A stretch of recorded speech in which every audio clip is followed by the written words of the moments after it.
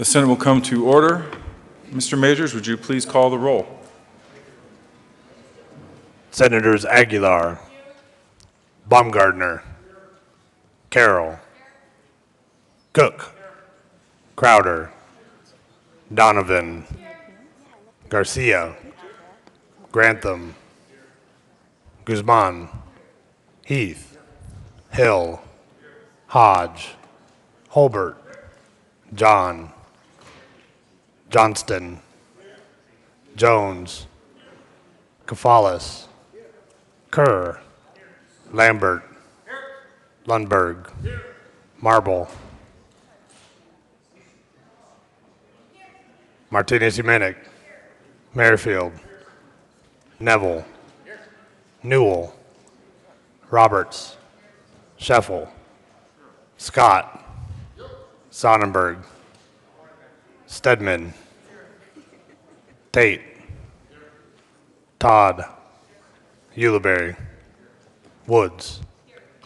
Mr. President, Here, with 35 present, 0 absent, 0 excused, we have a quorum. Colleagues and guests, staff, please rise for the pledge. Senator Tate. Thank you, Mr. President. Members and guests, please join me for the pledge. I pledge allegiance to the flag of the United States of America and to the republic for which it stands, one nation, under God, indivisible, with liberty and justice for all. Senator Neville. Thank you, Mr. President. I move that the reading of the journal for Monday, March 21st be dispensed with and the journal be approved as corrected by the Secretary. You have heard the motion. All those in favor say aye. Those opposed, no. The ayes have it. The motion is approved. The motion is adopted and the journal is approved. Reports of committees of reference. March 21st, 2016, Committee on State Veterans and Military Affairs, after consideration of the Mayor's Committee, recommends following House Bill 1093 be referred to the Committee of the Whole favorable recommendation with the recommendation be placed on the consent calendar. March 21st, 2016, Committee on State Veterans and Military Affairs, after consideration of the Mayor's Committee, recommends following House Bill 1070 be referred favorably to the Committee on Appropriations. March 21st, 2016, Committee on State Veterans and Military Affairs, after consideration of the Mayor's Committee, recommends following House Bill 1185 be postponed indefinitely. March 21st, 2016, Committee on Judiciary, after consideration of the Mayor's Committee, recommends following House Bill 1104 be referred to the Committee of the Whole favorable recommendation with the recommendation be placed on the consent calendar. March 21st, 2016, Committee on Judiciary, after consideration of the Mayor's Committee, recommends following House Bill 1182 be referred to the Committee of the Whole favorable recommendation with the recommendation be placed on the consent calendar. March 21st, 2016, Committee on Judiciary, after consideration of the Mayor's Committee, recommends following House Bill 1190 be referred to the Committee of the Whole favorable recommendation. March 21st, 2016, Committee on Business, Labor, and Technology, after consideration of the Mayor's Committee, recommends following House Bill 1270 be referred to the Committee of the Whole favorable recommendation with the recommendation be placed on the consent calendar. March 21st, 2016, Committee on Business, Labor, and Technology, after consideration of the Mayor's Committee, recommends following House Bill 1073 be referred to the Committee of the Whole favorable recommendation with the recommendation be placed on the consent calendar. March 21st, 2016, Committee on Business, Labor, and Technology, after consideration of the Mayor's Committee, recommends following House Bill 1188 be referred to the Committee of the Whole favorable recommendation with the recommendation be placed on the consent calendar. Senate Services. March 22nd, 2016, critically printed, Senate Bills 166, 167, 168, 169, and 170, Senate Joint Resolution 24. Correctly engrossed, Senate Bill 134, Senate Joint Resolutions 21, 22, and 23. Correctly revised, House Bills 1066, 1152, 1157, 1165, 1176, 1189, and 1192. Correctly re-revised, House Bills 1106, 1145, and 1272. Message from the House. March 21st, 2016, Mr. President, the House has adopted and returned to with Senate Joint Resolutions 21 and 22. Third reading of bills, consent calendar. Majority Leader Scheffel.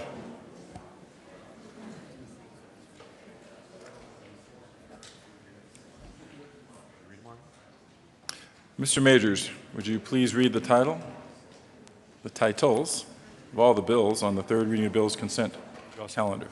You got your people? House Bill 1192 by Representative Kagan, Senator Stedman, concerning a non-substantive recodification of the sunset review provisions. House Bill 1176 by Representative Lebsack and Senator Tate, concerning the authority of a licensed wholesaler to establish an employee purchase program under which its employees may purchase directly from the wholesaler alcohol beverage products sold by that wholesaler. House Bill 1157 by Representatives Garnett and Kraft Harbor, Senator Tate, concerning the establishment of a future sunset review of the functions delegated to the Director of the Division of Professions and Occupations under the Michael Skolnick Medical Transparency Act of 2010 to implement the recommendation of the Department of Regulatory Agencies as contained in its 2015 Sunset Report pertaining to the Division of Professions and Occupations. House Bill 1189 by Representative Wist and Senator Roberts, concerning the regulation of bingo raffle licensees.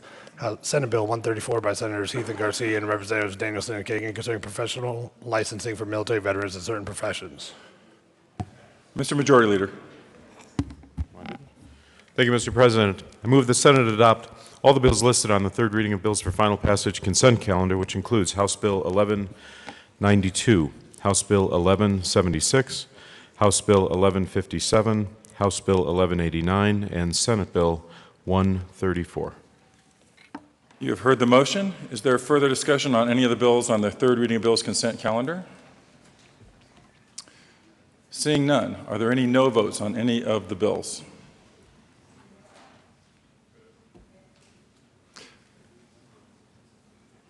With 35 ayes, 0 noes, 0 absent, 0 excused, House Bill 1192 is adopted. Co-sponsors.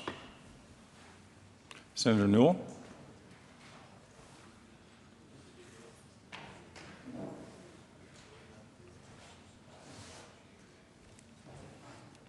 With 35 ayes, 0 noes, 0 absent, 0 excused, House Bill 1176 is adopted. Co-sponsors: Senator Heath, Senator Holbert, Senator Merrifield, Senator Hill, Senator Carroll, Senator Baumgardner,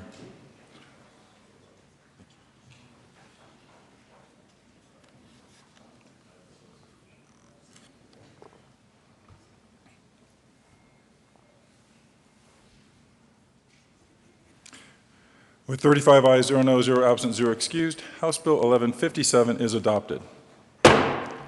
Co-sponsors: Senator Holbert, Senator Newell,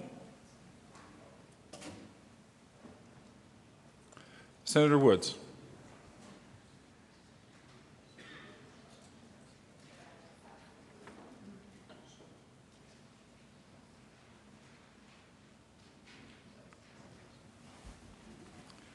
with 35 ayes, 0 noes, 0 absent, 0 excused, House Bill 1189 is adopted. Co-sponsors: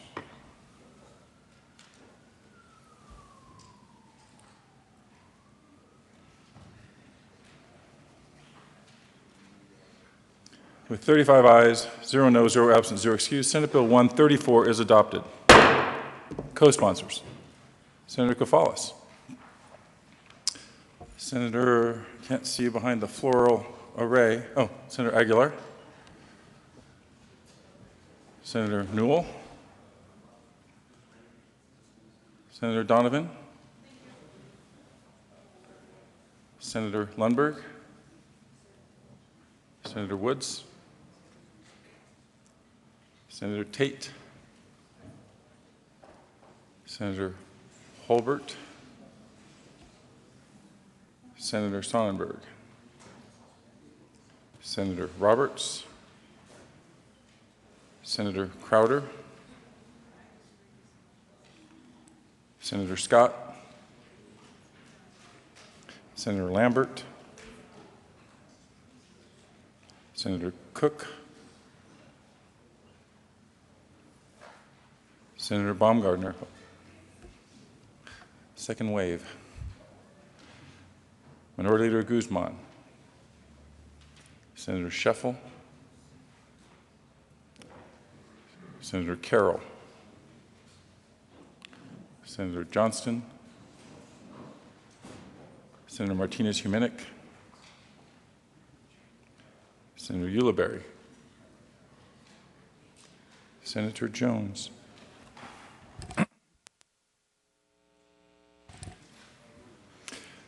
Senator Merrifield, Senator John,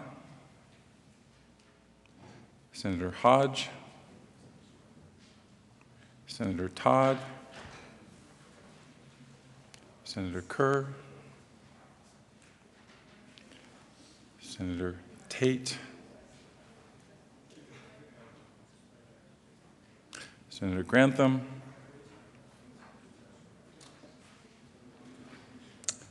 we have 4 spots left.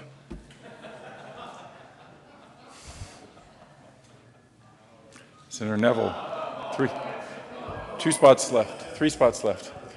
Guess who they are? Going once?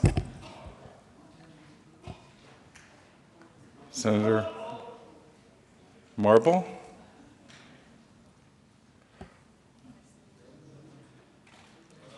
Last one. Please have the president.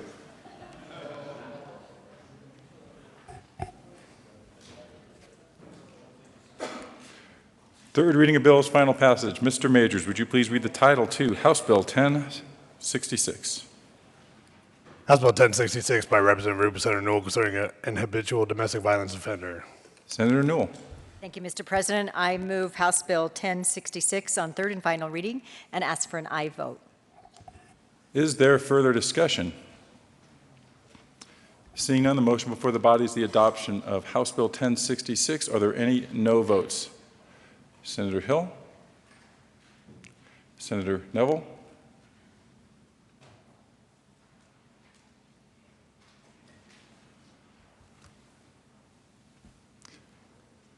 With 33 ayes, 2 noes, 0 absent, 0 excused, House Bill 1066 is adopted. Co-sponsors: Senator Roberts, Senator Heath, Senator Martinez-Humenick, Senator Todd, Senator Woods, Minority Leader Guzman, Senator Tate, Senator Aguilar, Senator Merrifield, Senator Kafalis, Senator Garcia, Senator Johnston, Senator Donovan,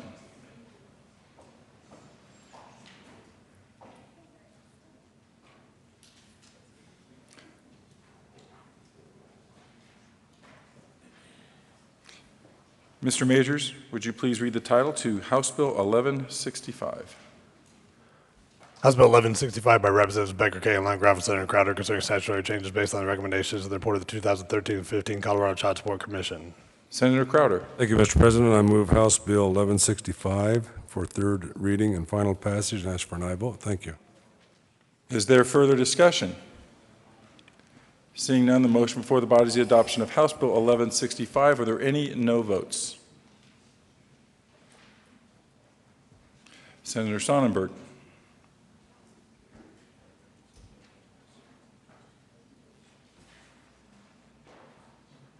Senator Hill.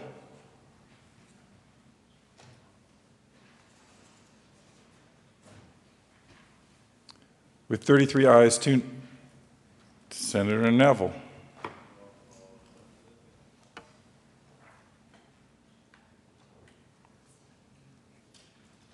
Senator Marble.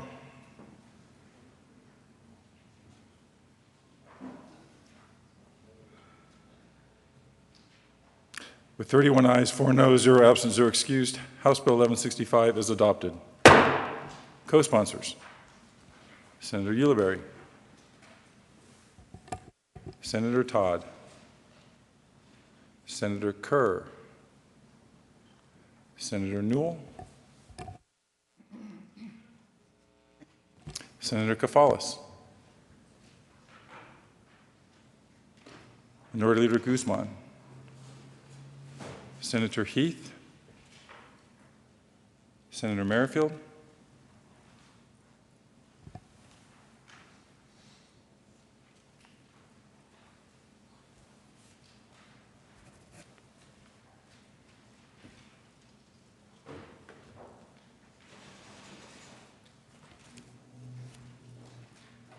Mr. Majors, would you please read the title to House Bill 1152?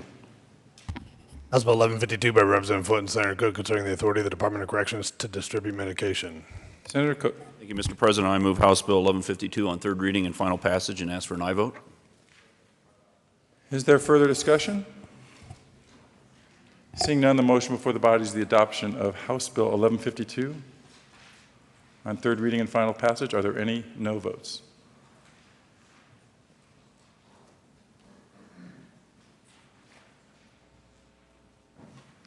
With 35 ayes, 0 noes, 0 absent, 0 excused, House Bill 1152 is adopted. Co-sponsors: Senator Jones, Senator Aguilar, Senator Hill, Senator Martinez-Humenick, Senator Newell, Senator Ulibarri, Minority Leader Guzman, Senator Heath, Senator Todd, Senator Lambert,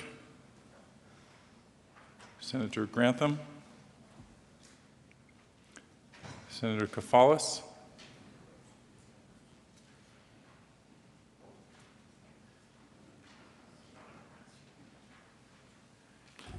please have the President and Senator John.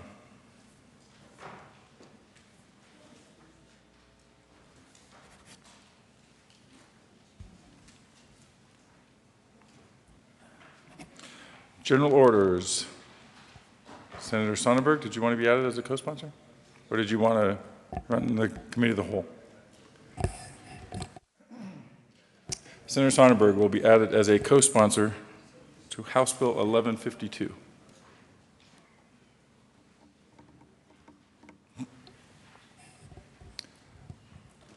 General order, second reading bill, Senator Cook.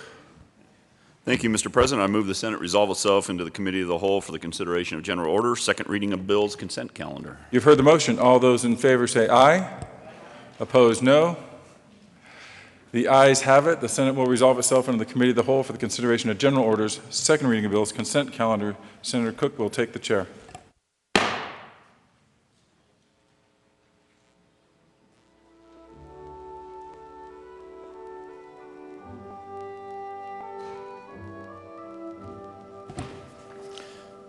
The committee will come to order. The coat rule is relaxed. Mr. Majors, would you please read the titles to all the bills on the consent calendar? Senate Bill 145 by Senators Baumgartner and Donovan and Representatives Mitch, Bush, and Willett concerning an alternative mechanism for creating a subdistrict of the Colorado River Water Conservation District.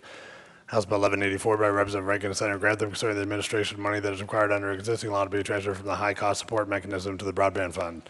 House Bill 1103 by Representatives Kraft-Tharp and Landgraf and Senators Martinez, Dominic, and Todd concerning clarifying license pathways for the mental health professional workforce. Majority Leader Shuffle.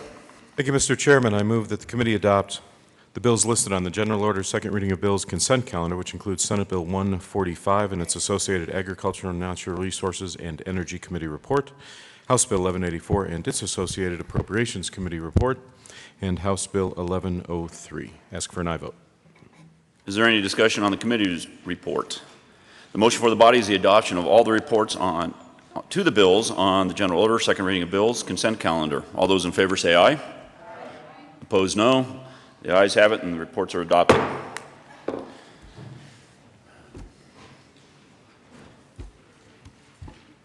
Is there any discussion on the bills listed on the general orders consent calendar?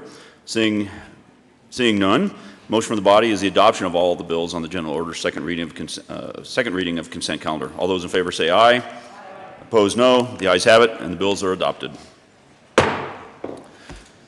Majority Leader Shuffle. Thank you, Mr. Chairman. I move the committee rise and report. Motion for the body is to rise and report. All those in favor say aye. Opposed, no. The ayes have it, and the committee will rise and report.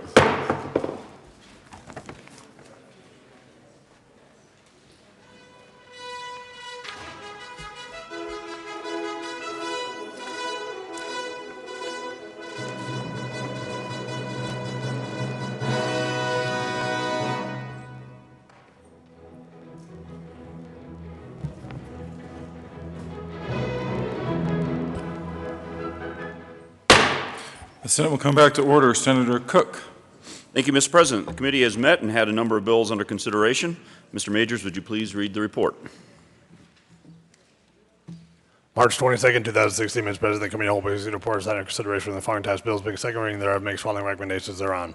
Senate Bill 145 is amended, passed on second reading in order to gross to place on the counter for third reading and final passage. House Bill 1184 is amended, and House Bill 1103 passed on second reading in order to revise, place on the counter for third reading and final passage. Senator Cook. Thank you, Mr. President. I move for the adoption of the report. You've heard the motion. Is there further discussion? Seeing none, are there any no votes? With 35 ayes, 0 no, 0 absent, 0 excused, the report of the Committee of the Whole is adopted. Senate Bill 145 is amended, passed on second reading, and ordered engrossed and placed on the calendar for third reading and final passage.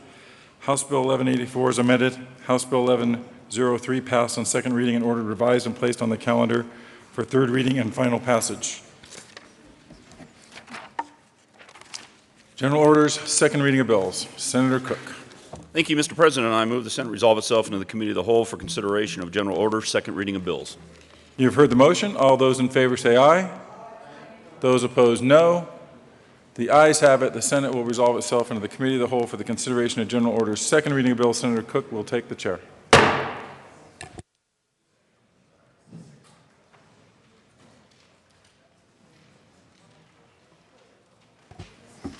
Thank you, Mr. President. The committee will come to order. The coat rule is relaxed. Mr. Majors, would you please read the title to Senate Bill 133? Senate Bill 133 by Senator Tate and Representatives Pabon and Willett concerning the transfer of property rights upon the death of a person in connection with including inherited individual retirement accounts and inherited Roth individual retirement accounts as property exempt from levy and sale under a writ of attachment or writ of execution, clarifying the determination of heirship proceedings and probate, and enacting portions of the Uniform Power of Appointment Act. Senate Majority Leader Shuffle. Thank you, Mr. Chairman. I move the committee lay over Senate Bill 133 to the end of the general order second reading of bills calendar. You've heard the motion that Senate Bill 133 lay over to the end of second reading general orders. Any discussion? All those in favor say aye. Opposed, no. The ayes have it, and Senate Bill 133 will be laid over to the end of general order second reading of bills. Mr. Major, please read House Bill 1149. House Bill 1149 by Representative Milton and Senator Newell concerning a requirement that the Executive Board of Common Interest Community created in Colorado before July 1, 1992 comply with the budget reporting provision of the Colorado Common Interest Ownership Act. Senator Newell. Thank you, Mr. Chair. I move House Bill 1149 on second reading and the Local Government Committee report. To the report. Thank you, Mr. Chair. In the committee report, we added in an amendment for one of our senators who was having a small HOA in his area, and he wanted to make sure, they are pre-Kiowa, and they wanted to make sure that they had the voting power to release the limits on their Senator Newell, we already adopted the report, Oh, so if you to the bill. oh, great. Okay, great, then I don't have to explain that again. Thank you, Mr. Chair.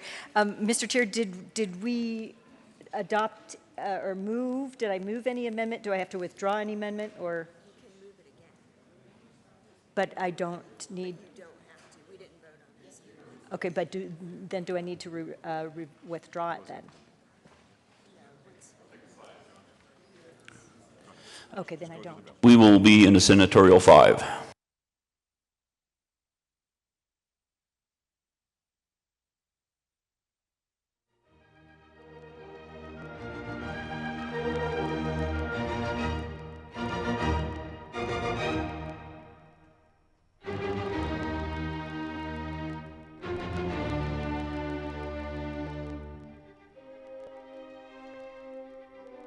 We'll come back in order to the bill. Senator Newell. Thank you, Mr. Chair. Mr. Chair, I am not going to offer any other amendment then. The committee report is adopted. I explained it the other day. We're good to go, and I ask for an aye vote. Is there any further discussion on House Bill 1149? Senator Marble. Thank you, Mr. Chair. Yes, this bill is exactly as it came out of committee unanimously, and therefore nothing has changed, and the committee should still be okay with this. And we really appreciate the good senator for not running that second reading amendment. Any further discussion on House Bill 1149? Seeing none, the motion for the body is the adoption of House Bill 1149. All in favor say aye. Opposed, no. Ayes have it. And House Bill 1149 is adopted. Mr. Majors, please read Senate Bill 149. Senate Bill 149 by Senators Marble and Woods concerning factors the court must consider in review of an arbitrator's award in the context of a dissolution of a marriage. Senator Woods. Thank you, Mr. Chair. We move Senate Bill 149. There is no committee report. To the bill. Thank you, Mr. Chair. Colleagues, this is a bill that is adding language to the divorce statutes when a case goes into arbitration. Currently, if the arbitrator's award is challenged, the only bases on which it can be challenged is if there was fraud or corruption or lack of notice or perhaps a mathematical miscalculation. And this bill adds the best interests of the child, and whether or not there was domestic violence involved, we want to give the district court the opportunity to overturn an arbitrator's award if they didn't take into consideration the best interests of the child. It is our feeling that in every divorce case, the best interests of the child should be the top priority. Senator Marble. Thank you, Mr. Chair. As so many of you know, certain elements are made to be part of any court case. And unfortunately, there are some very important aspects that are left out when you're considering a child. And they're left out because they think it's going to maybe prejudice a judge, prejudice a jury. But in this case, it leaves out the voice of the child. And no charges can be brought regarding the arbitration and having the child's best interest brought to the forefront. Charges usually have already been brought and adjudicated by this time. It's just that they cannot be left out. The resolution of that case or the conviction or whatever happened cannot be left out of the arbitration involving this divorce when children are involved. And it's a very important aspect. And these are what children rely on, someone to be their voice. Senator Roberts.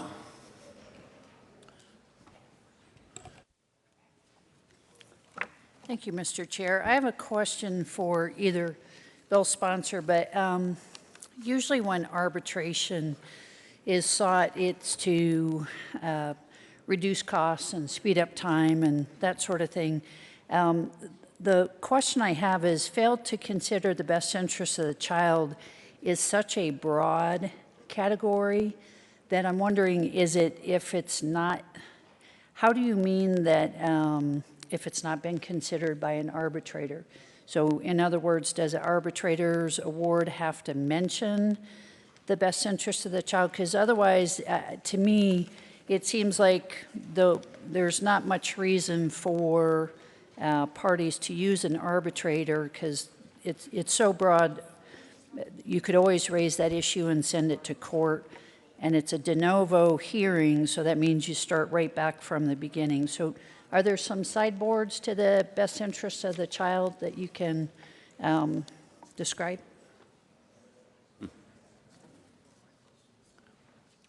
Senator Lundberg.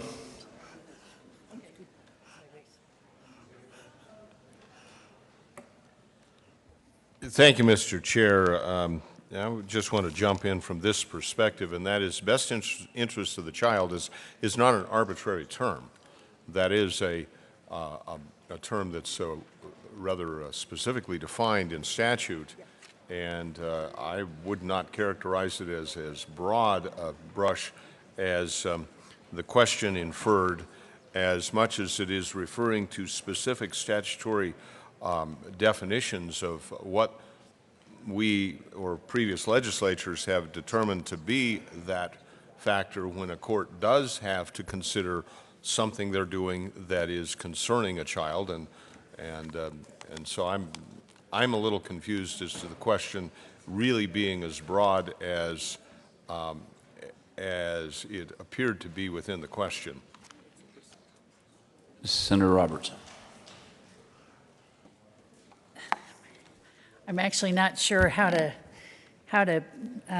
respond other than to say that when you're in front of a judge and the judge is considering best interest of the child, it might be what school do they go to, where are their friends, what parent is more available, or depending on the age of the child, what parent would the child like to be with. So I can't think of a much broader standard where the court has discretion to decide what's in the best interest of the child. So that's what I'm trying to understand is, what are we questioning about an arbitrator's decision on that? And again, if I were advising a client, I would this would, in a large part, tell me don't bother going to arbitration because it's worth nothing, and you'll actually spend more time and money going through arbitration followed by court. So I'm just trying to understand it a little better. Senator Crowder. You know, the way I looked at this, it looked to me like they're trying to give more discretion to the courts, and I'm not sure that that's the direction we should be going. I agree with the previous speaker, we need to get more specified, if indeed we're looking at the welfare of the child. You know, we have too many instances where one party would indicate that there's a psychological problem with the other, and that yet the courts still maintain the decision without relevance as to the safety of the child. So I just question, are we giving too much discretion to the courts without actually looking at the welfare of the child? Senator Stedman. And then Thank you, Mr. Chairman. I rise with similar questions about the bill. It seems to me that if parties choose to take a child custody or child support dispute before an arbitrator, that is a valid choice they have made to resolve their dispute, and yet here in statute, we're now creating ample opportunity for who's ever dissatisfied with the arbitrator's award to come reopen the whole thing in court. It's looking like a full employment act for family law lawyers and not a lot of certainty or closure or resolution for families. And I had similar questions about the way the bill is worded in terms of failed to consider the best interest of the child, failed to consider domestic violence, failed to consider if the child is going to be placed in risk of substantial harm. There's a lot of opportunity here to relitigate an arbitrator's decision that, from my perspective, makes me agree with the senator from the Four Corners who said, why would you go to arbitration then if there's this de novo hearing that happens in court where there's all these different grounds for reopening and setting aside the arbitrator's decision. This seems to me like it's going to do a disservice to people who are involved in these kinds of family law disputes who wanted to go to arbitration to avoid the necessity of going to court and to avoid perhaps legal expenses and protracted litigation. I think this bill produces more protracted litigation and has a lot of, there's a lot of questions about what it says, why it includes the things it has, and exactly what is the problem this bill seeks to solve. I'm very uncomfortable with the bill and just don't understand why it's before us, why is it important, and why is it not going backwards on providing certainty and clarity for families in these sorts of child custody disputes. Senator Lundberg. Thank you, Mr. Chair.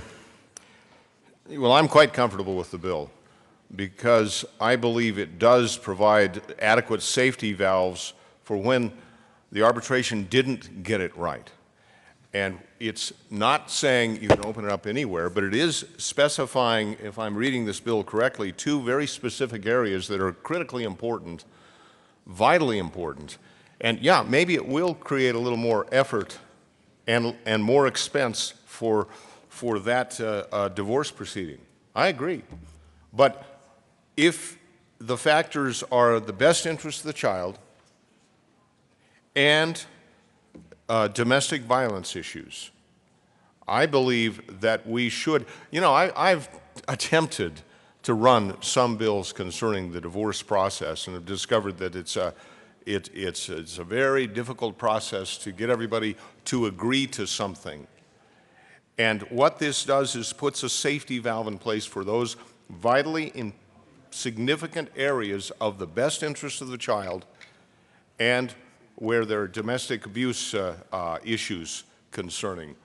I think it is that appropriate. Go back and make sure that you get it right there.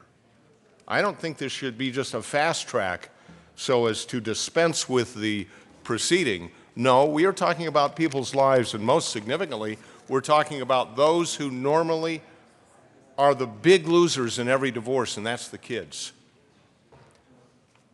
let's not just try to make a fast track to the system in order to, I think, well, just dispense with it. Let's make sure that every opportunity is given. I believe this is appropriate legislation that should be approved. Senator Newell? Thank you, Mr. Chair. Well, there's no secret that I am about protecting the best interests of the child. I want to make sure that every child is safe, but I too have similar questions. One is, what is the problem that we're trying to solve? But two is, I want to make sure, does this align with the legislation that we did in, I think it was 2014, that Representative McCann and I did, that took us almost 2 years to craft on domestic relations cases, on custody cases, where we not only elevated, I mean, within the best interests of the child, we elevated the safety of the child. And I don't want to undo any of that took us almost 2 years to craft, and with many, many stakeholders, and that concerns me. And then a couple of the questions I had was, it's about domestic violence. Well, it doesn't say domestic violence charges, domestic violence convictions, accusations. And then the other question I had was, in here it talks about the free speech and free access of religion. I guess my question would be, well, whose? Was it the child's free exercise of religion? Was it the child's free speech? Was it? Members, can we hold it down a little bit in the back? Continue, Senator Newell. Thank you, Mr. Chair. And so that's my question too with that is I want to make sure that the children are being heard as well. So I did speak with the Bar Association. They do have concerns. They haven't come out with an official position, but I've had a great deal of consternation over this issue for years, and I just want to make sure it doesn't undo what we did a few years ago with our, I think it was 2014, 2013 law that we did. But anyway, I do have concerns, and I just want to make sure that we address those. Thank you. Any further discussion on House Bill 149? Senator Carroll. Thank you, Mr. Chair. I think some of us, I've heard some questions, but I haven't necessarily heard some answers for those of us that didn't have the benefit of hearing this in committee. I would just say, in my experience, I've actually never encountered anyone who chose to do arbitration in family law. But the questions I have kind of go to, it would help me to get some context of what's the problem, who's been harmed by this system. I think I need to get a better sense of who consented to arbitration where these factors were not considered. So a little bit of why we have the bill and what's the problem would help. For me, arbitration is a mixed bag in many contexts because the very thing that makes it appealing for some is that it's final. In fact, it basically typically loses your right to appeal. It loses your right to a jury trial. It cuts off some other, it's arbitration or court. You don't usually get to do arbitration and then court. So implicit in the very nature of the pros and cons with arbitration, when someone decides, there's trade-offs. It might be faster, but it only works essentially if it's final. Otherwise, what happens is two parties who go into an arbitration, and particularly in a highly contested divorce, if they go in to agree, it's implicitly binding arbitration, and then if you basically create de novo review at the request of either party, the risk is that the party who loses and or the party who loses and has more financial resources will then be in a position to start the process all over again. And it really wasn't dispute resolution. It was really a way to make a process take longer and cost more money. So what's the problem we are solving?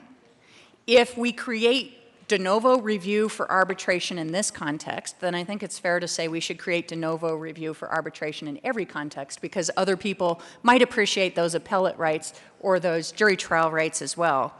And I guess the final question I have is, why don't we give these factors to an arbitrator then beforehand? Why wait till a decision with the consent of two parties has come in? If we want to make sure they're using the right jurisdiction of law, that they're considering the best interests of the child, whether domestic violence, why don't we insert this in statute to direct an arbitrator that they must consider those factors in the initial decision and save the time and money from doing an appeal and a de novo review? Those are a lot of questions, and I've heard some other people ask some similar versions of that, but this is pretty important. These are people's lives and children's lives at stake, and it would be very, very helpful if we could get a little bit of information from the sponsors to any of those questions. Thank you. Senator Crowder. Thank you. With that said, you know, I'm not sure that the arbitrator is the answer here. It could be more like a referee, because some things do change. And the situation that I'm referring to is what just happened in the state of Colorado here a few weeks ago, where there was a child in another, from Colorado. The father indicated to the courts that the mother was unstable, and it's a situation that kind of developed through the course of it. But the child, the courts seen fit to send the child to the mother in another state, and the child was actually killed by the mother. And what I'm getting at is things do change. So is an arbitrator the way to go because it is final? Or is this a situation, if we're looking at the best interest of the kid, where things do change, we just need to make sure that we're putting in place, you know, for the best interest of the child. And I don't have the answer, but I just want to make sure that we're going in the right direction here. But I am somewhat transfixed on the word arbitrator being final, because things do change as relationships progress. And I know there's no easy answer for this, and I'm hoping that that's the kind of the direction we're going for the benefit of the child. But it's just a point. Thank you. Any further discussion on Senate Bill 149? Senator Lundberg. Senator Marble. Thank you so much, Mr. Chair. And all of these oppositions, sure, they have merit, they're questions, but no court is perfect. By far, we all know the failures of court, especially when it is regarding family issues. And this is just a small step to help our children. Evidence is coy, isn't it? Especially in divorce court. History of an unfaithful spouse is not allowed. Many things aren't allowed in divorce court. You can't bring it up because you know why? We have two attorneys, one representing one part of the family structure and an attorney representing the other. And you know who they're fighting for? They're fighting for the person who hired them. They aren't fighting for the little people who are involved. There are many, many problems in the courts, and we're all pretty much privy to that. But we hide it when it suits our interests. There's nothing to be hidden here other than we're looking for a child. Instead of to be pushed behind and aside, we're asking for that child to be put front and center. This isn't a huge bill that's going to make a great impact, unfortunately. It is a very small step, and I feel a little embarrassed that this is maybe all we can do at this point. Arbitration is binding. Mediation is not. Do many cases go through arbitration? No. No, they don't. I want to tell you a little bit of what I went through regarding a child custody case, and it was not as anything other than a bail agent involved in a very, very tragic event. Years ago, I had a mother on bond, and she had given birth to a son. This son had a father and a mother who were both in the court system.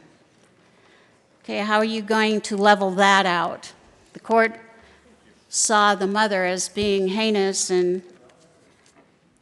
irresponsible beyond, so they decided not to give her the child. The child was about 6 or 9 months old. I can't remember exactly. But I went to the court hearings because I had seen that little baby and something had touched me inside. He wasn't my baby. There was nothing, should have been nothing to me, but that child meant everything because nobody was talking for that child. I knew the father. I knew he had a pretty good track record through the court system, and I knew he was an equal opportunity offender, multi-state, in fact. So I had some friends of mine who had an investigation unit, and they ran the background check for me at my expense, because I saw what the court put forth in their investigation, and the investigation was laughable at best. So when we finalized our investigation, I had an inch-thick portfolio, and I did a spreadsheet on this offender. And I found out exactly where he offended, when he offended, how long it took, the programs he had been assigned to that were going to guarantee the fact that he would not reoffend and that he had rehabilitated. And I found out that he was pretty good at using the system. I went into court. I gave the GAL and all the other attorneys a copy of this investigation. This father was not only involved in felony drug transactions, but he was also a violent offender. And I told the court, this man will reoffend within 2 months. It's right here. They didn't care. It wasn't admissible. They never even brought it up in court in the hearing. Guess what? 30 days later, he did reoffend violently. And you know who he offended on?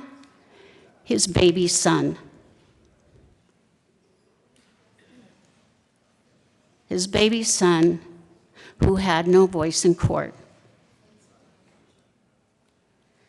That could have been prevented.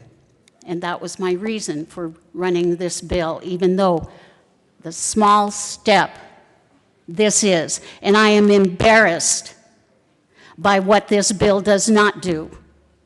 But you have to listen. At some point, you have to listen and know that these children are not being heard and taken care of. Where are we going to start listening? Where are we going to start making a difference?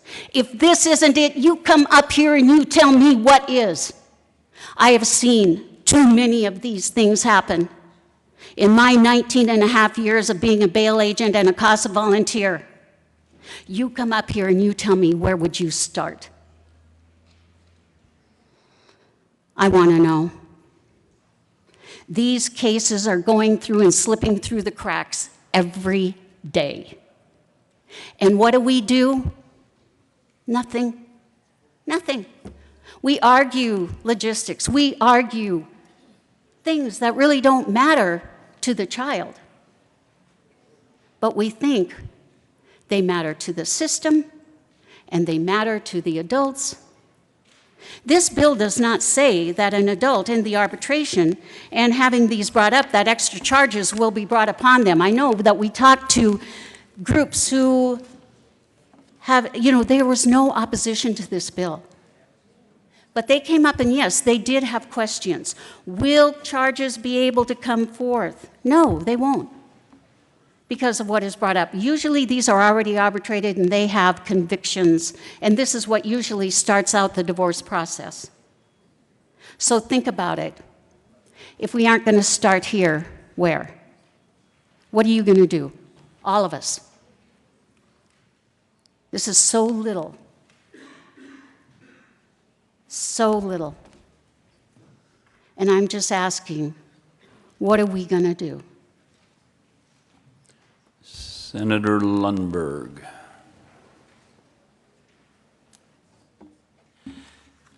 Thank you, Mr. Chair. You know, I've been looking through Title 19, which is the Children's Code. And of course, we have a great deal to say about how children are protected, how children are viewed in the law, and it's not a simple process. I understand that, but it is very specific, and it's, you know, it's spelled out in hundreds of pages of Colorado statute, and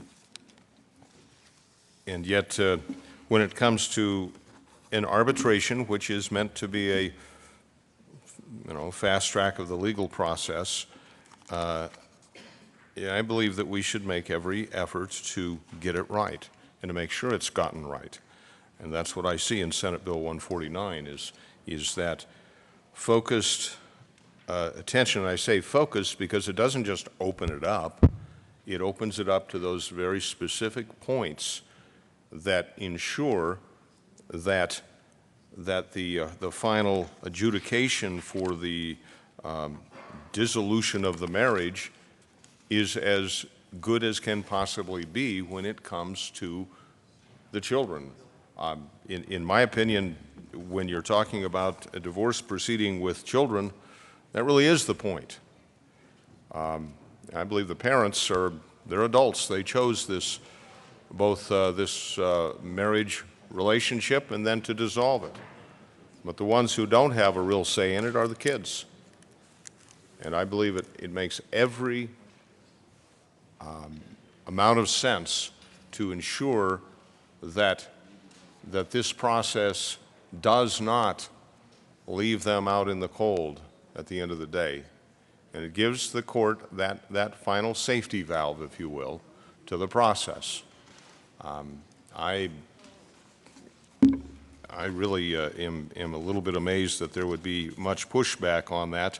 You know, I do understand that it's rearranging the legal process, and those who are used to the legal process, you know, plodding along in its current path, will have to make some adjustments there. But this is what the adjustment is for. To me, Senate Bill 149 is that type of legislation that we should be looking at and we should be carefully considering, and you know, maybe there's a couple of adjustments that could be made if there's someone who thinks that's the idea, but to simply say, no, we can't do this, I don't think is reasonable. And I would appeal to anyone who is considering to vote against Senate 149 to reconsider and to take a good hard look at it and ask yourself, so what is the legal process set up to do when it comes to the dissolution of a marriage? And if it's not to look after the best interests of the children at every stage, at every, you know, until that final legal process is completely concluded, I believe that we have made a law that's deficient. I urge the adoption of 149. Senator Roberts. Mark.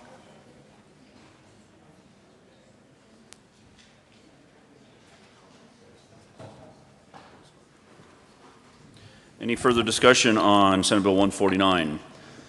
Seeing none, all in favor say aye. Aye. Opposed, no. The noes have it, and 149 is lost. Mr. Majors, please read the title of Senate Bill 100. Senate Bill 100 by Senator John and Representative Pabon concerning requirements that a county must meet before reducing the mill levy for its road and bridge fund. Senator John? Senator John? Senate Bill 100.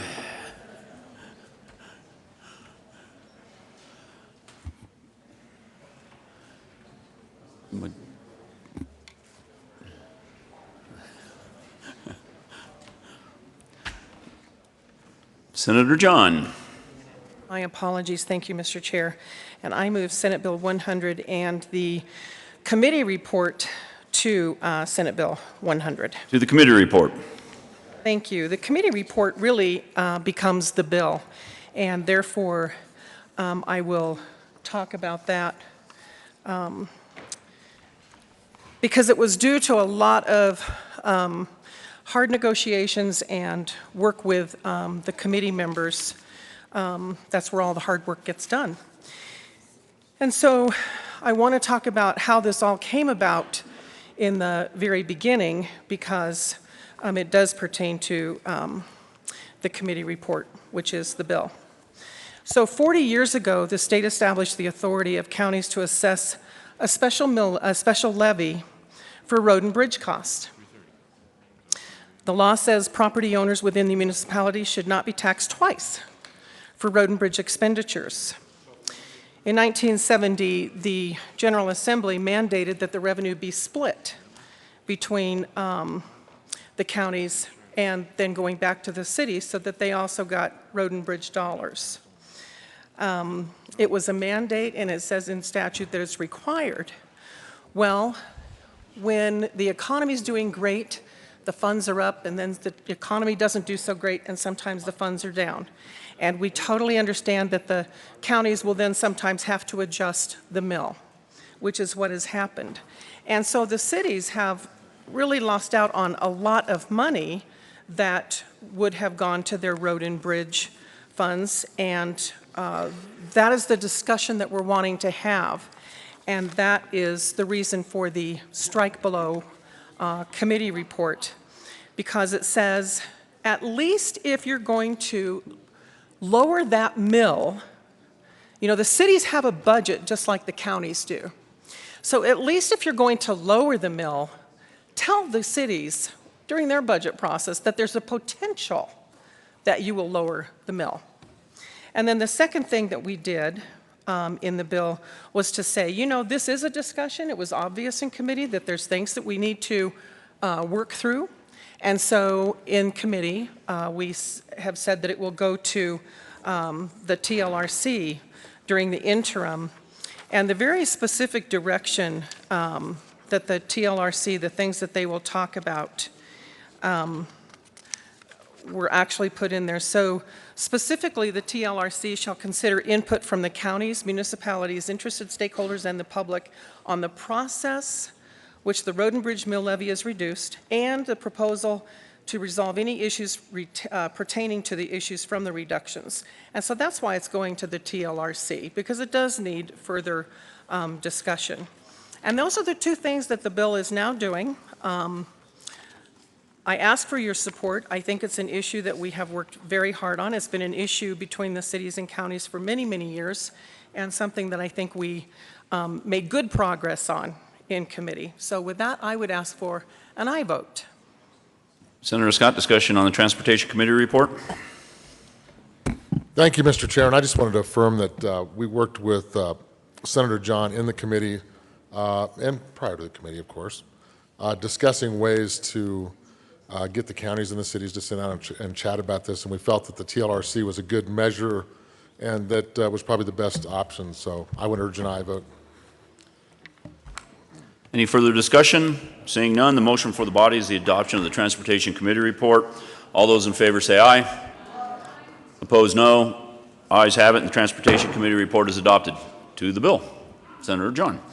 Thank you, Mr. Chair. And the Transportation Committee report really is the bill. Those are the two things that we're doing. We're opening up for discussion with the TLRC, and then we're also saying that, you know what, when the cities are trying to do their budgets, if there's a potential that there will be a mill levy reduction, that the counties should let the cities know that. And with that, I ask for an aye vote. Any further discussion on Senate Bill 100? Seeing none, the motion for the body is the adoption of Senate Bill 100. All in favor say aye. Aye. Opposed, no. The ayes have it, and Senate Bill 100 is passed. Mr. Majors, please read the title of House Bill 1030. House Bill 1030 by Representatives Brandon Court and Senator Donovan concerning the use of off-highway vehicles. Senator Donovan. Thank you, Mr. Chair. I move HB 1030. To the bill. Thank you, Mr. Chair. This bill is the result of a long process that included an interim committee over this past summer. The problem that we're specifically trying to solve, that I think we successfully did, was how to allow local governments the authority to make rules that reflect their regional needs while not being overly prescriptive for the rest of the state. I would please note for the body that there has been some confusion over the bill, as the summary was not updated when it came over to the Senate. So the bill summary is not accurate. The re-engrossed version of this bill allows locals by resolution or by ordinance to require OHV operators to have a driver's license or carry liability insurance. What we're doing by putting this aspect in statute is our communities are not at conflict with the state agencies if they decide to require a driver's license. So at the end of the day, this bill allows us to maintain the status quo while not risking funding of our small communities. In addition, the bill exempts agriculture or OHVs operated during emergency conditions, and the bill clarifies that a community that wants to regulate OHV crossings of state highways must submit that request to CDOT, and CDOT must respond within 60 days. The bill has a minimal fiscal note and passed out of two committees unanimously. And with that, I respectfully ask for an aye vote. Any further discussion on House Bill 1030? Seeing none, the motion for the body is the adoption of House Bill 1030. All those in favor say aye. Aye. Opposed, no. The ayes have it, and House Bill 1030 is adopted. Mr. Majors, please read the title to Senate Bill 157. Senate Bill 157 by Senator Cook and Don Sonnenberg and Representative Dorr concerning management of the process of responding to the Federal Environmental Protection Agency's rules for the regulation of carbon dioxide emissions from electric generating units in a manner that maximizes Colorado's ability to control its affairs. Senate Majority Leader Scheffel. Thank you, Mr. Chairman. I move the committee lay over Senate Bill 157 to March 23rd. The motion for the body is to lay over Senate Bill 157 to March 23rd. All in favor say aye. Aye. Opposed, no. The ayes have it, and Senate Bill 157 will be laid over till March 23rd. Mr. Majors, please read the title to Senate Bill 151. Senate Bill 151 by Senator Sonnenberg concerning the right of Coloradans to hunt wildlife and in connection therewith establishing hunting as a primary means of managing wildlife. Senator Sonnenberg. Thank you, Mr. Chair. I move Senate Bill 151 and the committee report on agriculture. To the Agricultural, Natural Resources, and Energy Committee report. All we did was clarify on the committee report to make it clear that the hunting and fishing was indeed a right, and make sure that we didn't step on any toes. So I asked for your aye vote. It was unanimous, had huge support. The motion for the body is the adoption of the Agricultural, Natural Resources, and Energy Committee report. All in favor say aye. Opposed, no. The ayes have it, and the committee report on Agricultural, Natural Resources, and Energy is adopted. To the bill, Senator Sonnenberg. Thank you, Mr. Chair. And all this bill does is recodifies and helps us make sure that we continue our heritage of hunting and fishing, utilizing hunting and fishing to manage wildlife populations, continue that heritage that we have had in this state and this country for years. Ask for your yes vote. Senator Jones. Thank you, Mr. Chair. I too support hunting and fishing in Colorado. I think that form of recreation provides a lot of benefit and pleasure and actually food for many people who need that. And it's a long tradition in Colorado. In committee, I asked what's the problem, right? When we're down here, what do we do here? When we're doing these things, we're not trying to fill them up even more. We're just trying to figure out how to solve problems. I was told, the only explanation I got, I didn't get much of an explanation, the only explanation I got was a lot of new people are moving here with different values than current Coloradans. And that's true, a lot of people are moving here, 100,000 last year, but now they're in Colorado. Guess what, they're Coloradans, and I don't hear anybody wanting to put up any fences to keep people out. So that's the reality we have. And then, and that was the only problem statement. And I thought, well, yeah, but we allow people to hunt and fish now, and it's a very strong tradition, and we have a Parks and Wildlife Commission that supports that. And so why the legislation? And then the Trappers and Predator Hunters Association testified for the bill, and it's not unusual for the trappers to testify on something like this, but now they're the predator hunters. And I'm trying to figure out what's going on. What's this bill stopping, changing, preventing? We have a lot of endangered species issues going on. There's a lot of people who have different kinds of attitudes towards different kind of wildlife on both sides of this issue. And I'm afraid this bill will have unintended consequences because we don't have a clear problem statement. We support people hunting and fishing, and I still don't understand the reason for this bill, and so I voted no in committee, and I ask you to do the same. Any further discussion on Senate Bill 151? Senator Garcia. Thank you, Mr. Chair. I want to take just a moment to talk about the importance of Senate Bill 151, which I think is an important bill. I voted for it out of committee and believe as a fifth-generation Coloradan, I've had the opportunity and enjoyed hunting every year. I remember my dad taking my brothers and I when we were young boys out hunting. I just feel that the challenge is that over time, it's become more difficult for in-state hunters. And I would just point to this. This is the 2016 Colorado Big Game Guide.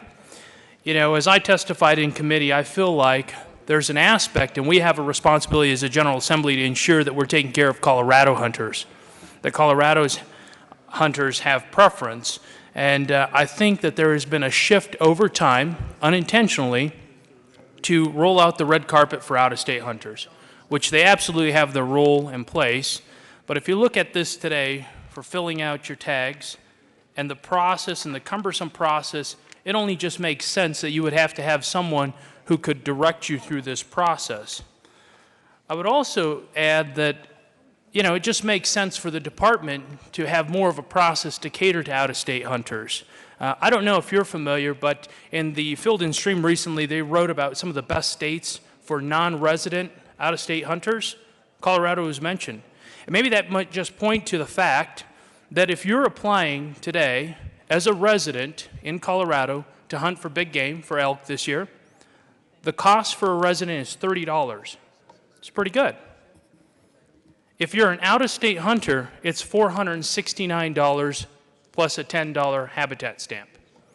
So we have indirectly created an opportunity where we are attracting more and more out-of-state hunters. And as I testified in committee, I think we have an obligation to make sure, first and foremost, that we're taking care of Coloradans. That's why I want to offer this amendment, Mr. Chair. There is an amendment on the desk. Shortly.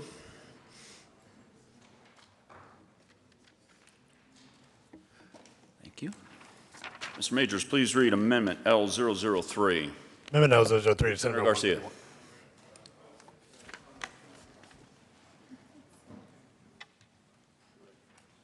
Mr. Chair, thank you. I move Amendment L003. The amendment. To the amendment. Senator Garcia.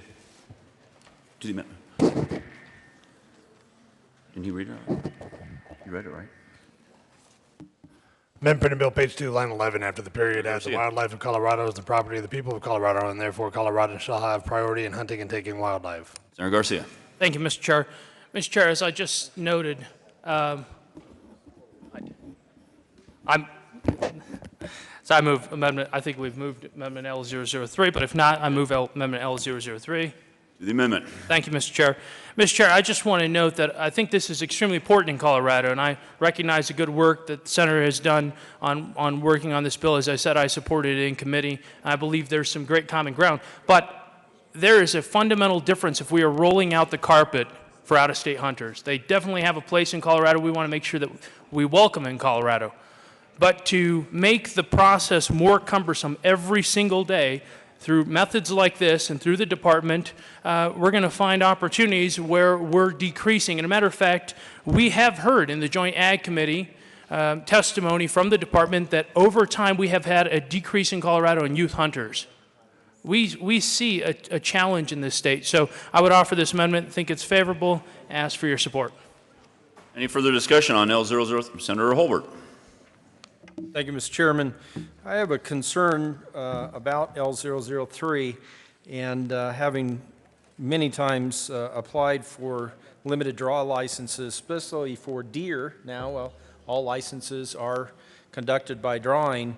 I'm not sure how L003 would affect that that process, because there's usually an April 1st or early April deadline. I think it might be the 3rd or the 4th of April this year. And all applications for deer licenses are into Department of Wildlife by that time. And then there is a drawing process that I believe is blind as far as resident or non-resident. Non-residents do, of course, pay a higher fee, but I'm not sure how a priority would be given to Colorado residents in that blind drawing. And I want to make sure that L003 doesn't inadvertently upset that existing process. Senator Garcia. Thank you, Mr. Chair. And to the great senator's point, I think that's one of the challenges. You notice after a committee, when we had this bill up in committee, I talked to many of the hunters who were there. I don't know if you would know that Colorado has one of the latest deadline application process. Other states are way above this. And so, again, are we catering to out-of-state hunters intentionally through the department to help make a more conducive process so that we can sell that instead of that $30 deer tag for an in-state resident? Let's sell it for $250 for an out-of-state. I think there could be a method through the department. I don't want to impugn what that's going on. But it just makes sense to me that if we're the last of major states that are looking at this, and we're seeing an increase in out-of-state hunters, and at the same time not recognizing through this amendment that we should have a preference for in-state residents, I just think, I'm elected to represent this state and their constituents, and I want to make sure that we have an opportunity to make sure that Colorado hunters have a preference first. Senator Holbert.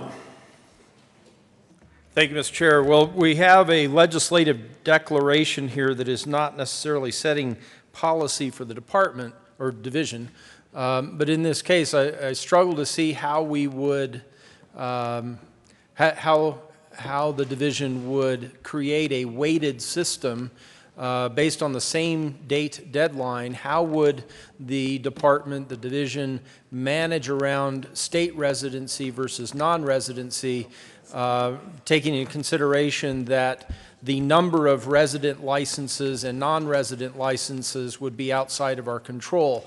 Would there be some cap on how many out-of-state licenses or license applications before the drawing? Would the sponsor propose some sort of cap there? Would we leave that to the division to decide? I'm still struggling with how that would be administered. I understand the intent of the amendment and find some agreement in, we represent the people of Colorado, not the people of the other 49 states in the District of Columbia or anywhere else in the world who might come here to hunt. But I understand the intention of the amendment, but in practical application, I struggle to see how this would work given a deadline that is open to people who live in Colorado and outside of Colorado to meet that deadline, pay very different fees, application fees for that drawing opportunity. I still struggle as to how that would be, the intent of the amendment, how that would be implemented without upsetting that existing process that seems blind as long as that applicant applies by the deadline date. Any further discussion on L003? Senator Donovan. Thank you, Mr. Chair. Great discussion going on, particularly because of the importance of hunting to the heritage of the state. But I guess I would just add that this entire bill is couched in declarative language and therefore is largely aspirational and a statement of value. So therefore, I think the amendment is entirely appropriate because it goes on to just state and clarify a further value that we think the citizens of Colorado should have priority in hunting and taking of wildlife. So I think the amendment is appropriate, and I ask for an aye vote because the entire bill is hedged in the declarative language that this amendment is appropriate as well. Thank you. Senator Kafalis on Amendment 003. Thank you, Mr. Chair. Colleagues, I wish to offer Amendment L004 as a substitute amendment. Senator Cafalis, we're still debating L003 and have to take a vote on that. All right. Well, then, thank you, Mr. Chair. The point that I wanted to make is that I agree with the intent of L003, which is to say that Coloradans shall have priority in hunting and taking wildlife. I just take issue with the first part of the proposed amendment L003, and because I think from a Native American perspective, we are considered stewards of the land and of the wildlife, and not necessarily owners of the land and the wildlife. Thank you. Further discussion on L003? Senator Sonnenberg? Thank you, Mr. Chair. I appreciate the amendment and the attempt to prioritize, but quite frankly, I don't think we want to tie, when it comes to wildlife management, I don't think we want to tie our commission's hands by saying you will have priority, you will not have priority, this is what you will and won't do when it comes to different areas of the state. Because as you know, wildlife in some areas are much different than other areas. Sometimes you have to prioritize and give many more tags to those folks in a certain area to manage wildlife. And so, most often, those are the times when Colorado hunters are called on to say, look, we need your help, go do this. But to put carte blanche, straight across the board, say we need to give priority, I think we're making a mistake. I would ask for a no vote on L003. Any further discussion on L003? Seeing none, the motion from the body is the adoption of L003. All in favor say aye. Aye. Opposed, no? No. The noes have it, and L003 is lost. Any further discussion on Senate Bill 151? Senator Holbert. Thank you, Mr. Chair. I do support Senate Bill 151. In looking at the current legislative declaration in 33-1-101, it describes an administrative process. It describes the role of our state government in administering wildlife and hunting specifically. And Senate Bill 151 would add a new subsection 1.5 that really speaks to the right, the opportunity, the privilege, if you will, of a Colorado resident to hunt, fish, and harvest wildlife. This is an empowering language in my view, and really speaks to my opportunity as a father, my sons, to go out and experience this opportunity in Colorado. And I thank the bill sponsor for bringing the bill. It is just legislative declaration. I recognize that. But if we look at existing statute, the current declaration is about empowering government. So speaking to empowering residents of Colorado, even out-of-state hunters, that is a good thing for us to do, and ask for an aye vote on Senate Bill 151. Any further discussion on Senate Bill 151? Seeing none, the motion before the body is the adoption of Senate Bill 151. All in favor say aye. Aye. Opposed, no. The ayes have it, and Senate Bill 151 is adopted. Mr. Majors, please read the title of House Bill 1247. House Bill 1247 by Representative Hamner, Senator Lambert, concerning supplemental appropriation to the Department of Public Health and Environment. Senator Lambert. Majority Leader Shuffle. Thank you, Mr. Chairman. I move House Bill 1247 lay over to follow House Bill 1229.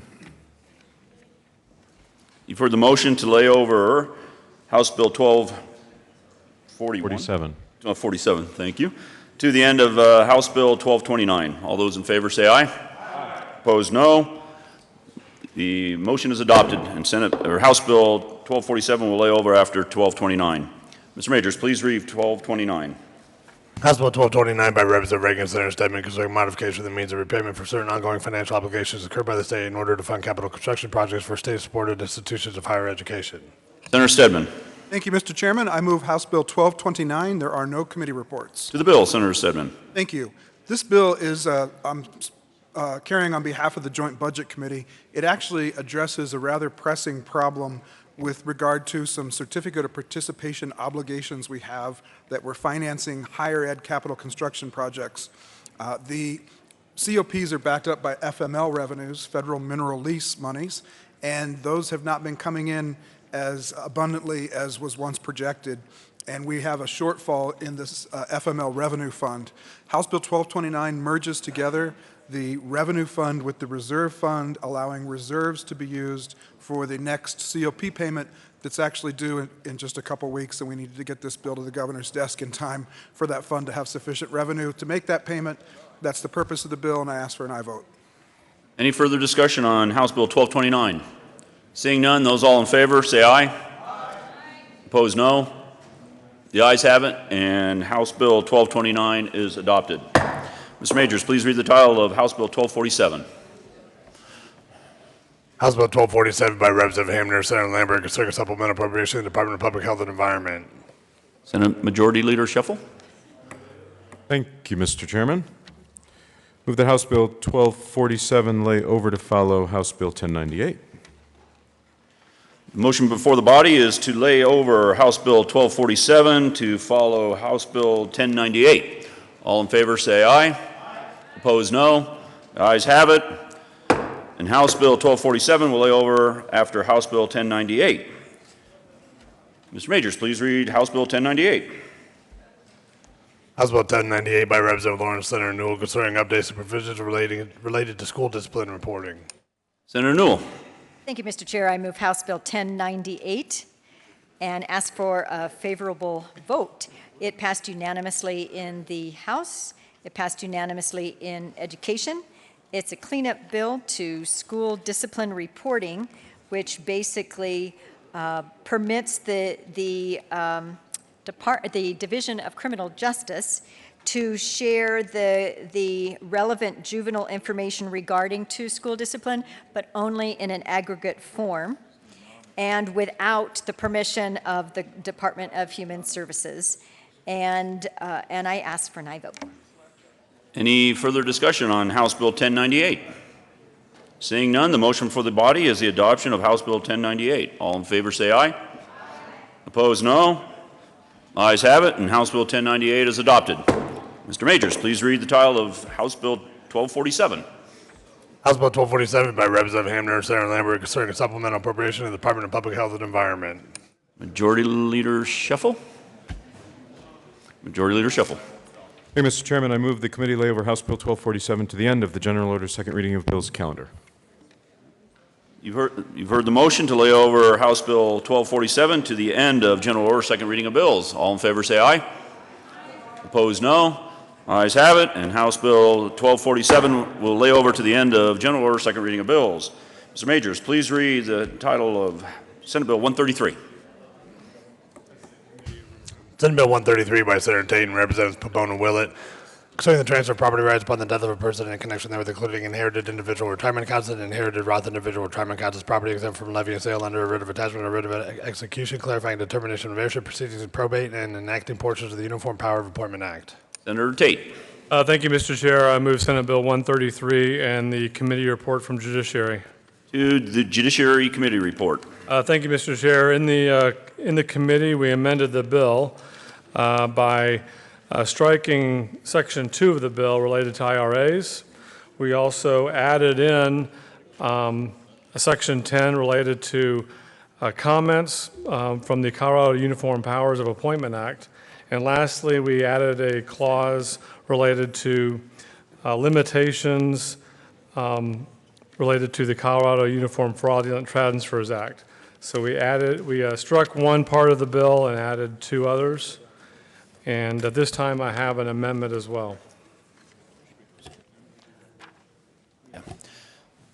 I move Amendment L009. We need to adopt the Judiciary report first. Okay, thank you. The motion for the body is the adoption of the Judiciary report. All in favor say aye. Aye. Opposed, no. The ayes have it, and the Judiciary report is adopted. There is an amendment on the desk. Mr. Majors, please read Amendment L009. Amendment L009. Senator Tate. Thank you, Mr. Chair. Sometimes after a bill is amended in committee, further reflection causes a retreat. And so in this case, with this amendment, we are striking Section 9 of the bill, which is the last full page related to rights of power holders. It's been determined from stakeholders and debating legal groups, shall we say. Senator Tate, can you please move L009? Oh, I remove L009. Okay, continue, please. Thank you, Mr. Chair. Again, so in L009, we're striking page 15 of the bill, which is the rights of power holders, creditors, and appointed property. In addition, we are removing an amendment put in, which is in the committee, which was L004 in the committee, but a section related to limitations and the Colorado Uniform Fraudulent Transfers Act. And then finally, we are amending the bill title and narrowing down the bill title, considering how much of the bill has been removed, to a very simple title concerning the transfer of property rights upon the death of a person and in connection therewith clarifying the determination of heirship proceedings and probate. Senator Stedman on L009. Thank you, Mr. Chairman. I rise in support of L009 purely for the convenience of Mr. Majors. I want you all to take a look at this bill title and ask yourself, should Max have to read all that again? We can adopt this amendment and greatly shorten what they call the trailer on the back half of the bill. This is non-substantive, but it certainly makes it a lot more attractive, and I'm all for attractive legislation, so let's vote yes. Any further discussion on L009? Senator, okay. All right, all in favor of L009, say aye. Opposed, no. The ayes have it, and L009 is adopted. There is an amendment on the desk. Mr. Majors, please read L005. Amendment L005 of Senate Bill 133 by Senator Tate, amendment printed bill, page 3. Let's Senator strike Tate. Thank you, Chair. Thank you, Mr. Chair. I move L005. The amendment. Thank you. And this amendment is a correction of basically an error in the original drafting of the bill. At the top of page 3 of the bill, a sentence was struck that's pretty important to keep in the bill, and this amendment leaves this content in statute. And again, this was this bill and the content comes from the Colorado Bar Association, and this was something they caught, and it's important to have this back into this line and sentence back in the bill. It's a critical part of the bill related to the transfer of property to a joint tenant who survives the other tenant. Any further discussion on L005? Seeing none, the motion for the body is the adoption of L005. All in favor say aye. Opposed, no. The ayes have it, and L005 is adopted. To the bill, Senator Tate. Thank you, Mr. Chair. Urgent aye vote on Senate Bill 133. And it's a complicated subject area that's consumed the time of legal and lawyer stakeholder groups. It is a cleanup bill to improve certain aspects of our statutory provisions. And again, I ask for an aye vote to Senate Bill 133. Is there any further discussion on Senate Bill 133? Seeing none, the motion before the body is the adoption of Senate Bill 133. All in favor say aye. Opposed, no. The ayes have it, and Senate Bill 133 is adopted. Mr. Majors, please read the title of House Bill 1247. House Bill 1247 by Representative Hamner, Senator Lambert, concerning supplemental appropriation of the Department of Public Health and Environment. Senator Lambert. Thank you, Mr. Chair. I move House Bill 1229. To the bill. 1247. I'm sorry, 1247. To the bill, to 1247. 1247. Thank you, Mr. Chair. This is the supplemental for the Department of Public Health and Environment. Ask for an aye vote. Any further discussion on House Bill 1247? Senator Sonnenberg. Amendment on the desk. There is an amendment on the desk. Mr. Majors, please read L001. or J001, excuse me. Amendment J001, House Bill 1247 by Senator Sonnenberg. Amendment reading gross bill, page 3, line 6, and the item in subtotal column strike 6,976,264 and substitute stricken language 6,976,264 in the general fund column strike 74,200. Senator Sonnenberg. Thank you, Mr. Chairman. I move J001. Members, we have three branches of government, and our forefathers were brilliant in the design of those three branches of government. There's checks and balances between those three branches of government. The checks and balances, obviously, for the legislature is we have the purse strings. We control the money to make sure an executive order or a judicial branch doesn't go beyond their scope. What we have here is an executive branch agency that has said that come heck or high water, we will implement a clean power plan. That's a day after the Supreme Court issued a stay, and 27 other states that filed suit with us asking for that stay.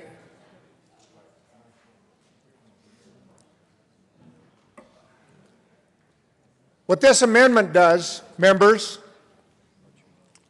is does exactly what our forefathers asked us to do. Provide those checks and balances.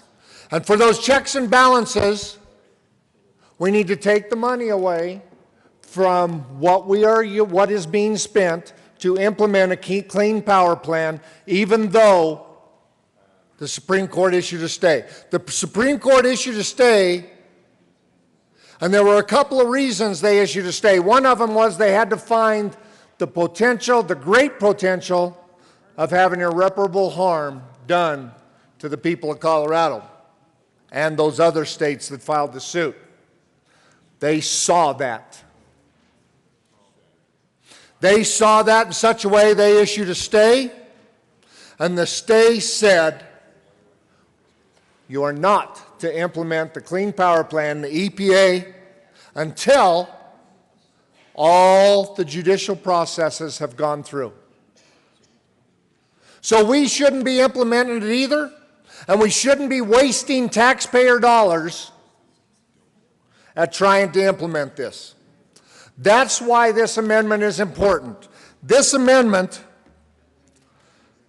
is all about the amount of money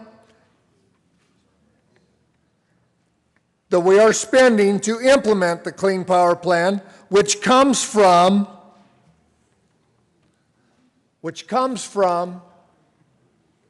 the documents we got from CDPHE and the Joint Budget Committee. And now that my iPad is froze up and I can't get to my numbers, what I will tell you is it's a modest amount. It's $200 and some odd thousand. And it's based on that amount of personnel and legal fees that we are using through the Attorney General's office to take that money back away and say, look, focus on what you're supposed to be focusing on. We as a legislative branch are going to do our checks and balances and pull that money back and use it judiciously for other important things that we need to deal with. I ask for your yes vote on J001.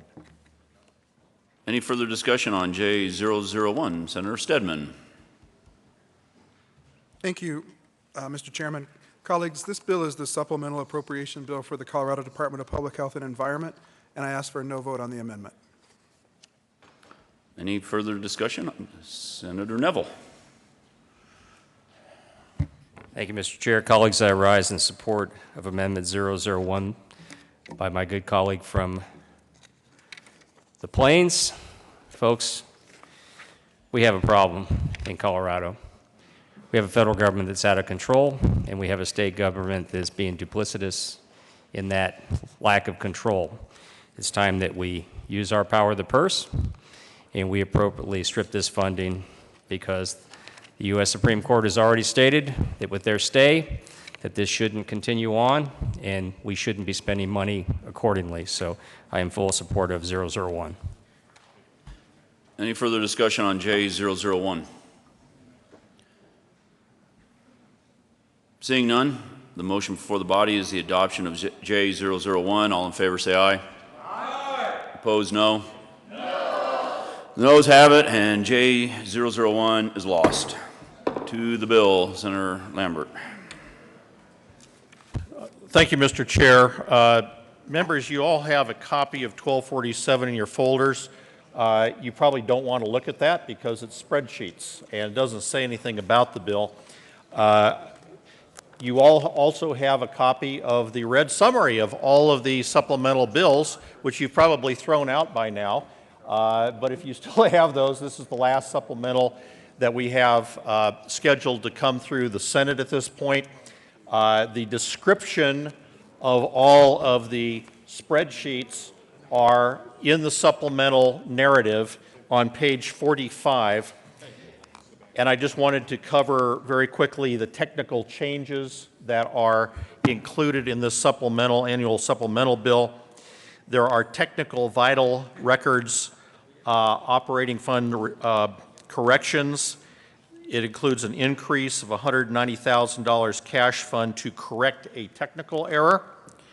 There's also a technical error on a licensure fee which increases $110,000 of reappropriated funds from the Department of Healthcare Policy and Financing to comply with statutes. There is also a $15,000 cash fund increase for marijuana from the marijuana tax cash fund for laboratory services. This had to do with how the department tests marijuana flowers, because there's a homogeneity between flowers and other parts of the plant. And if they test the flower, they want to see if that is a sufficient test for cannabis content. There's also, as part of the 15-16 long bill, there was an appropriation for testing for newborn infants for the Pompe virus. This bill reduces that. It basically pulls back the money because that was not something that was practical for the department to do this year. Those are the moving parts within the appropriation on 1247, and I'd ask for an aye vote. Any further discussion on House Bill 1247? Seeing none, the motion for the body is the adoption of House Bill 1247. All in favor say aye. Aye. Opposed, no. No. The ayes have it, and House Bill 1247 is adopted. Majority Leader Shuffle. Thank you, Mr. Chairman. I move the committee rise and report. Motion for the body is to rise and report. All those in favor say aye. Aye. Those opposed, no. The ayes have it, and the committee will rise and report.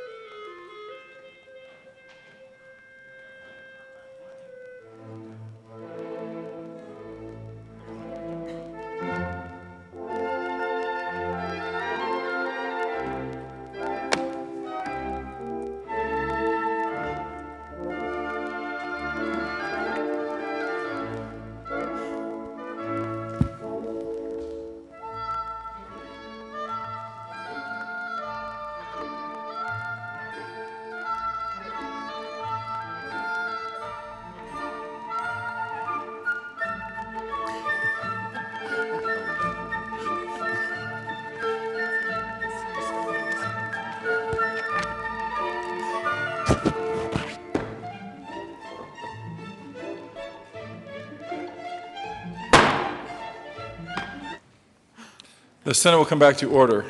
Senator Cook. Thank you, Mr. President. The committee has met and had a number of bills under consideration. Mr. Majors, would you please read the report?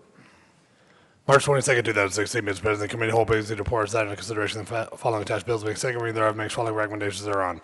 Senate Bill 100 as amended, Senate Bill 151 as amended, Senate Bill 133 as amended, passed on second reading in order and engrossed space on the counter for third reading and final passage. House Bill 1149 as amended, House Bill 1030, House Bill 1229, House Bill 1098, and House Bill 1247, passed on second reading in order to revise space on the counter for third reading and final passage. Senate Bill 157 laid over until March 23, 2016, retaining its place on the counter. Senate Bill 149 lost on second reading. Senator Cook. Thank you, Mr. President. I move for the adoption of the report.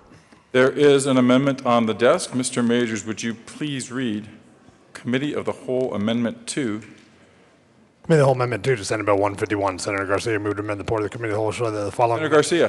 Thank you, Mr. President. I move Committee of the Whole Amendment 002. Please continue.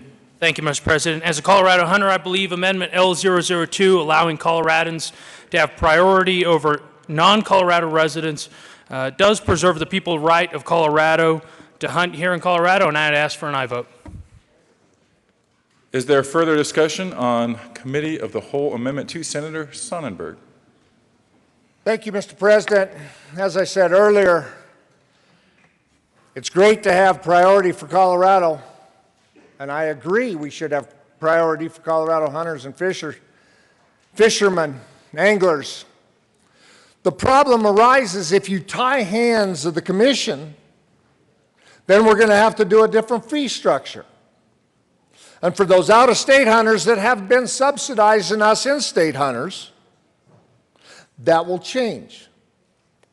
What I propose and what I think we should do is continue to go down the path, leave this general, allow our Wildlife Commission that we confirm in the Senate and that are appointed by the governor to make those decisions and manage those wildlife in the other areas, in each separate area, how they see fit. I think it's important we allow them to do that. That's why I would ask for your no vote on the cow. Senator Jones. Thank you, Mr. President. Well, members, earlier we heard the conversation around the bill saying this is aspirational language and it won't do anything, but if we put this in aspirational language, it might do something. Which one is it? That's my concern. That aspirational language could cause some unintended consequences we haven't thought of. I support hunting and fishing in Colorado. I grew up hunting with my grandfather, fishing with my dad. But we don't have a good reason for this bill, and I support this amendment because I do think Coloradans should be first in this state, and that if we're going to go down this road, what would this hurt if it's just aspirational language? Well, thank you, Mr. President. Understand what we're trying to do here. We're trying to explain to our friends across the state and, quite frankly, across this country how important hunting and fishing is to the heritage of Colorado. That we utilize hunting and fishing to manage wildlife for the pleasure of the residents, for the pleasure of those that live outside the state of Colorado, to get them to come to Colorado. And many of them do. Many of them pay a lot of money to come to Colorado and hunt and fish. Ladies and gentlemen, this wasn't meant to be a partisan bill. It wasn't meant to be anything other than a bill that says, look, hunting and fishing is important to us. Hunting and fishing needs to be recognized and emphasized for us in Colorado.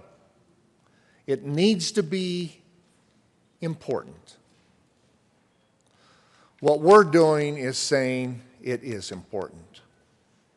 And we're elevating it to a level to continue to say, not changing anything, continue to say the same path, that this is important. And just remind each other that this is important.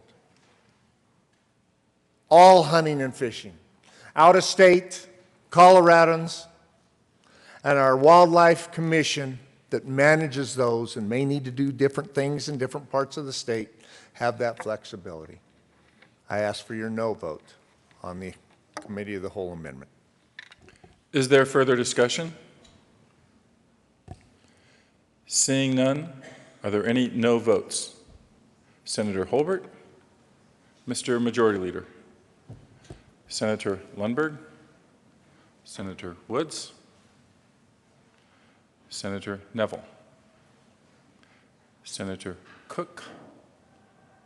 Senator Lambert? Senator Grantham? Senator Martinez-Humenick? Senator Sonnenberg? Senator Tate? Senator Baumgardner? Senator Roberts? Senator Hill? Senator Crowder? Senator Marble? Senator Scott? Please add the President.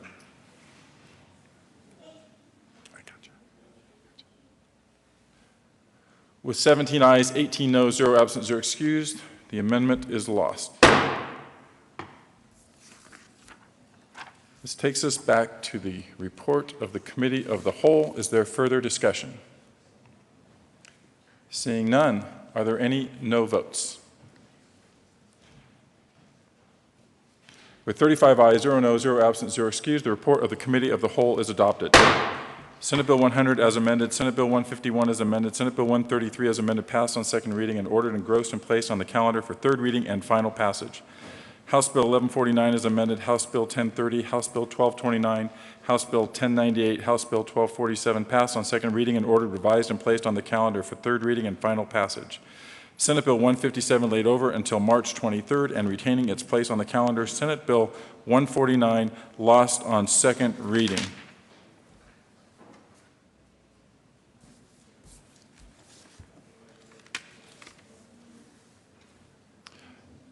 Message from the House. March 22nd, 2016, Mr. President, the House has passed on third reading Trustment Advisor Statutes, House Bills 1258, 1360, 1298, 1350, 1352, House Bills 1228 as amended, and House Bill 1171 as amended, House Bill 1177 as amended, House Bill 1088 as amended, House Bill 1006 as amended, House Bill 1014 as amended, House Bill 1173 as amended, and House Bill 1266 as amended. The House has passed on third reading and returns here with Senate Bills 51 and 68. Message from the Reviser. March 22nd, 2016, we herewith transmit without comment House Bills 1258, 1298, 1316, 1350, and 1352 without comment as amended. House Bills 1006, 1014, 1088, 1171, 1173, 1177, 1228, and 1266. Consideration of Governor's appointments, consent calendar. Mr. Majors, would you please read all of the appointments? Members of the Colorado Student Leaders Institute Executive Board for terms expiring July 7, 2016. Darren Lewis Spree of Denver, Colorado, service person from the community who has an interest or experience in education appointed. Christina S.S. Ferrazzi of Denver, Colorado, service person from the community who has an interest or experience in education appointed. Jason Levon Hansen of Denver, Colorado, service person employed as a teaching faculty or administrator at an institution of higher education, Colorado, appointed. Brian David Yates of Buena Vista, Colorado, service person who is employed as an educator in a high school in Colorado in a rural school district appointed. For terms expiring July 7, 2017, Roseanne B. Ward of Aurora, Colorado, service person from the community has an interest or experience in education appointed. Janaea Key Herndon of Denver, Colorado, service person employed as teaching faculty or administrator at an institution of higher education in Colorado appointed. Lady R. Garcia Eckstein of Denver, Colorado, service person from the community who has an interest or experience in education occasioned by the resignation of Josephine Benavides of Colorado Springs, Colorado appointed. Mr. Majority Leader. Thank you, Mr. President. I move that the Senate confirm the governor's appointments detailed on the consideration of governor's appointments consent calendar, which includes members of the Colorado Student Leaders Institute Executive Board. You have heard the motion. Is there further discussion on the appointments? Seeing none, are there any no votes?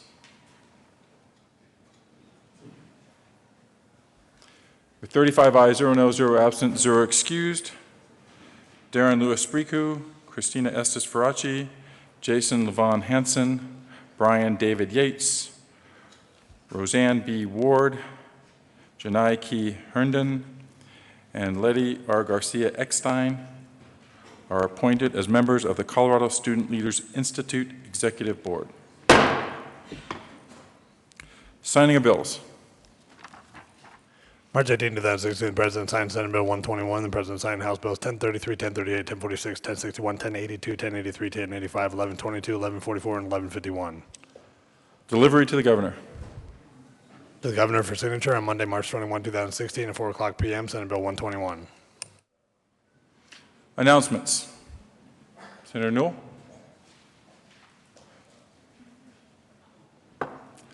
Mr. Majority Leader. Thank you, Mr. President. Colleagues, I have guests on the floor today that I'd like to introduce to you, members of my alma mater from a very, very long time ago. Not only are the students themselves award-winning, their entire school is award-winning. We have members with us from the 4th grade class of Denver Christian Schools, and that school is celebrating its 100th year anniversary this year. They're led by their school. Former classmate of mine, Carla Linderink, leads the charge for the schools. If you could all stand up, young ladies and gentlemen, and Teacher Linderink, we will welcome you to the floor of the Colorado State Senate. Thank you, colleagues.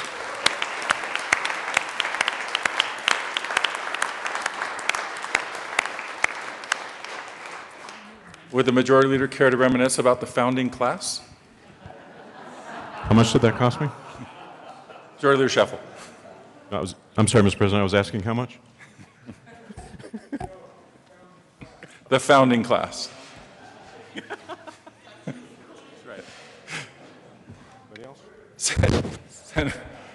Senator Sonnenberg.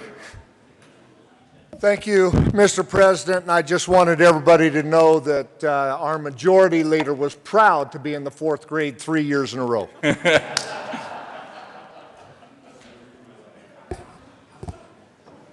A member cannot insinuate whether another member was proud. You will be fined $5.